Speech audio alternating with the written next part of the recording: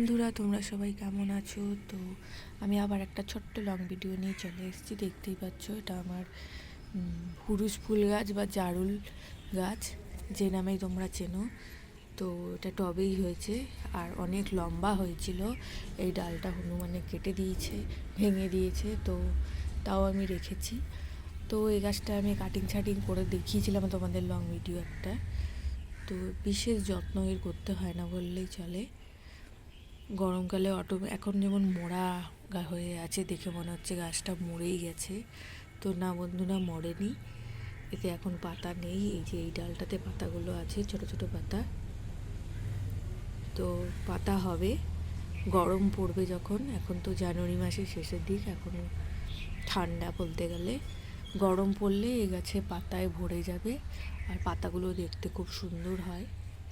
আর যত্ন বলতে আমি লিকুইড ফার্টিলাইজার দিই, ঘরোয়া যেটা আমি বানাই, তোমাদের একদিন একটা ভিডিও করে দেখাবো। এছাড়া বাইরের কোনো সার আমি সেরকম দিই না, লিকুইড ফার্টিলাইজারই দিই। আর আশপাশের মাটিটা একটু খুঁড়ে দিই। এছাড়া এই কাটিং ছাটিং করে রেখে দিই। এছাড়া আমার যত্ন কিছুই নেই। আর এই গাছের সেরকম যত্ন করতেও হয় না। তোমাদের যাদের যাদের বাড়িতে এই গাছ আছে তোমরা জানতেই পারবে, এই গাছের সেরকম যত্ন করতে হয় না। পাশে একটা তুলসী গাছ হয়েছে, খুবই সুন্দর দেখতে গাছটাকে, তো আমি কাটিনি। তো এই হচ্ছে আমার ভিডিও। তোমাদের আরেকদিন লং ভিডিও করে দেখাবো। যে আমি লিকুইড ফার্টিলাইজার দিয়েছিলাম, তো তারই পেঁয়াজের খোসা, তারপরে রসুনের খোসা পড়ে আছে, আরও অনেক কিছু দিই এতে।